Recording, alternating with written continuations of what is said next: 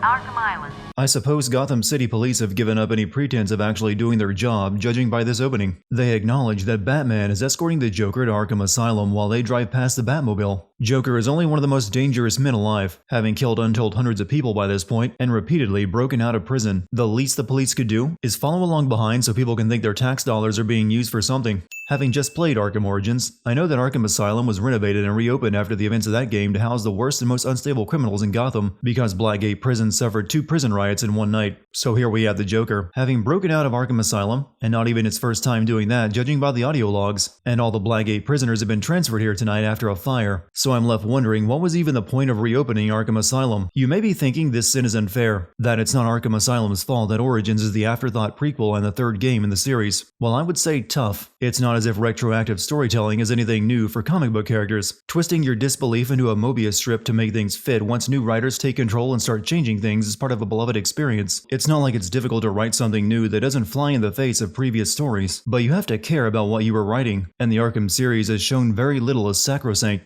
So Joker broke out of Arkham Asylum, Batman captured him, drove him back to Arkham Asylum, and for some reason just expects it to work out this time. Get that filthy degenerate out of here!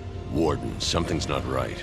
I'm going with him. Batman is famous for being the hero with no superpowers, but I'd argue he's been given some extrajudicial ones judging by the way everyone just acquiesces to his authority. Christ, this would be a nightmare for any prosecutor. Little wonder why Harvey Dent went insane. He had to keep dealing with Batman messing up the justice system which let criminals go on technicalities. Multiple prohibited items.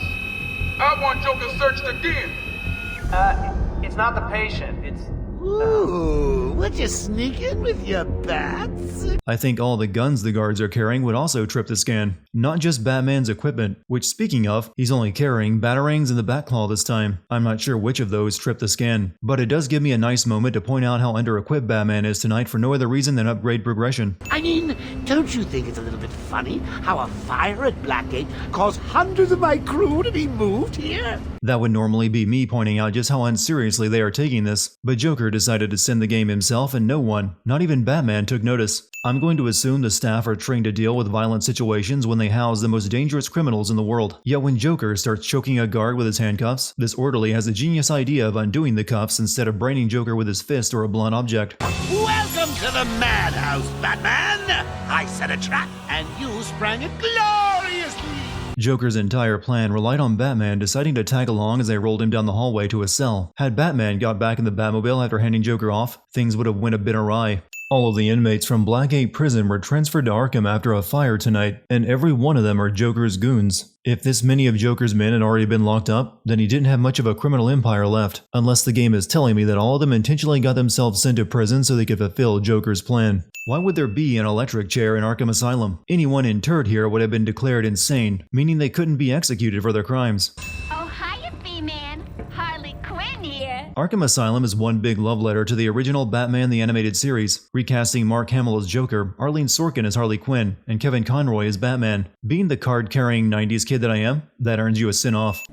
I'm now subbing for the old man. I would really love to know how Harley managed to sneak into Arkham Asylum where staff would recognize her, seeing as she used to work here, and take Warden Sharp hostage along with complete control of the facility with absolutely no effort. Joker just took control of Arkham, yet there was a Titan already locked up in the cell that Joker releases. How did no one at Arkham know that one of the doctors here was working on this if you need to store them in massive vaults? Now stop me if you've heard this one before, but fighting a Titan involves letting it run at Batman, dodging out of the way so it smacks into a wall, and then punching it. I don't think this plan of Joker's to create an army of Titans is that big of a threat. Just fly in some bullfighters from Spain and you have an effective counter strategy. Seeing as how I'm feeling generous, I'll give you this one for free.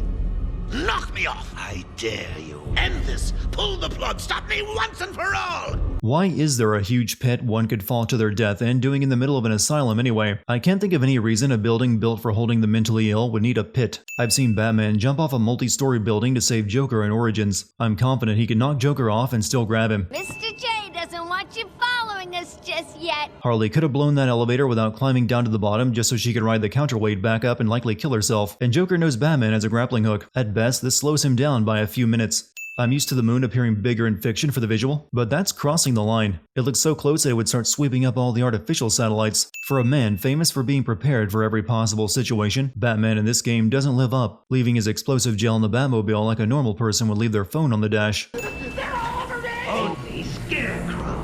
Batman hears Scarecrow talking, sees this happen, and doesn't take a single measure to protect himself or avoid fear gas. World's best detective, my ass. I'm guessing fear gas can be made from regular household cleaners, because Scarecrow managed to cook up a batch while being locked up inside Arkham. For some reason, they also let him wear his outfit. I never got the impression that Arkham was that accommodating. With all that being said, I like this version of the Scarecrow a lot more than the one in Arkham Knight, even if every indie game since this has used it as an excuse to make entire games around someone dealing with their psychological issues by jumping on platforms in a fantasy world. Since Batman knows Scarecrow is running around the asylum, how about doing what he does in every other game and analyze the compounds to make an antidote, or request a gas mask at the very least? Instead, he will brush the entire sequence off like nothing happened until it happens again, and then a third time after that. Batman doesn't bother restraining Harley after knocking her out so he can see who Joker has locked up down there, as if his curiosity to see overcame the concern that Harley might walk out the door while he was distracted. Cut me down. Who did this to you? Dr. Young, the Bruja. She drained the venom from my blood. Bane's body doesn't produce venom as far as I'm aware. Wouldn't they just need to suck it out of the tank he carries on his back? If you've ever thrown a water balloon at a wall before, you have a pretty good idea what should have just happened to Batman. All of these years later, and Bane still hasn't learned to do anything but run straight at Batman. I've always found Bane boring as a character, but it shouldn't be that hard to design a better boss fight around the guy. I will break you, Batman! Then the Bruja! No, Bane. This time I break you! When I originally played this game, I thought they were referring to the time when Bane broke Batman's back, but that never happened in the Arkham series, so I have no idea what Batman is even referring to. Batman summons the Batmobile to knock Bane into the bay. However, the Batmobile would have had to crash through a locked gate to reach this area, and the gate is still intact. A Batcave on Arkham Island? I built it years ago. It's best to plan ahead for situations like this. How'd you manage to keep this a secret? It's me, remember? But Arkham Asylum was only opened a few years ago. Batman would have had to build the Batcave under it during the renovation, and Oracle used to be Batgirl. How would she be unaware of an alternative Batcave? So do you think Dr. Young's been experimenting with venom? The same chemical that turns Bane into that animal? Yes, I'm worried. Bane seemed even more powerful than usual. Bane was a lot weaker than the last time you fought him at Blackgate. Batman couldn't even confront him directly at the end. Killer Croc's lair is only a stone's throw away from the Batcave. According to her bank records, there have been multiple payments starting last April until 2 months ago. Then nothing. The payments came from a company owned by Mr. Jack White. One of Joker's oldest aliases.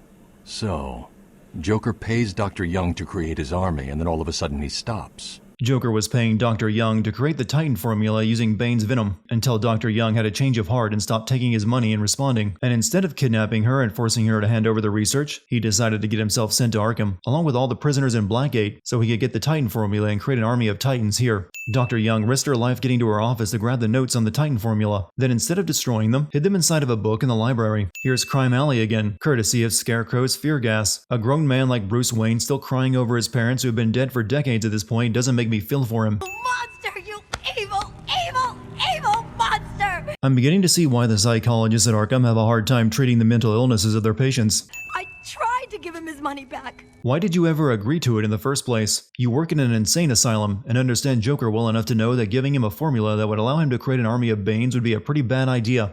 God, he has gallons of the stuff. If Joker already had his hands on gallons of Titan formula, why did he have his men spend so much time looking for Dr. Young and her formula? And why wasn't Dr. Young concerned about Joker getting his hands on the Titan formula that had already been produced? What did the confetti even shoot out of? I give the game props for hiding its sequel bait in a hidden room inside the game rather than sticking it at the end of the credits, but then the after credits bait a sequel anyway. Poison Ivy is the only female prisoner in Arkham, and they locked her up inside a glass cell surrounded by crazed male lunatics who probably haven't seen a woman in years, let alone one who's half naked and secretes pheromones that drive men wild. This would classify as cruel and unusual punishment in a civilized country. I wonder what happens to Poison Ivy's leaf panties in the fall and winter. If you find her, don't go easy on her. For me. Beat her like I beat my wife. Just really lay into her, Batman. For me. Hands off the merchandise! That's my party list! Batman isn't above copping a feel when the opportunity presents itself. Batman visits every part of Arkham during this game, and he never runs across most of the people on the party list, even still inside of a cell. Also, if we're respecting the series lore, somewhere in Arkham is Jason Todd right now, and Joker never considered using him against Batman during all of this. Imagine had he turned Jason into a Titan to fight Batman at the end. Batman scans Harley's handprint even though her palm is covered by a glove. I would ask why Arkham has such a huge botanical garden, but I'm more interested in knowing why it has hanging medieval-style cages inside of it. Adding a second Titan doesn't change the fact that it's the same fight. Allow the Titan to run at Batman, jump out of the way so they run into the wall, repeat. I have a sample of her pheromone signature on record. She'll be somewhere in the gardens. I'll track her down. Master Wayne, when and why exactly did you have Mr. Lucius Fox design you a device for sniffing out female pheromones? That's quite specific. There's a plant growing deep in Arkham Island. Only it can counter the effects of this Titan strain. Where do I find it?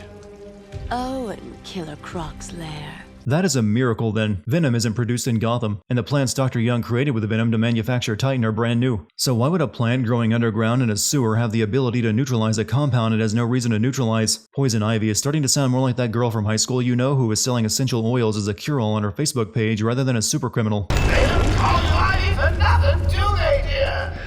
I was hoping for a 40-foot killer plant, but you don't always get what you want, do you? Joker shoots Ivy with a double dose of Titan, but instead of bulking out, it just lets her do what she's always been capable of, control plants. And for some reason, she doesn't kill Joker, even though he would have to be in the same room with her to shoot her with the dart. And finally, I'm pretty certain Poison Ivy is immune to all toxins, so Titan shouldn't do jack squat to her.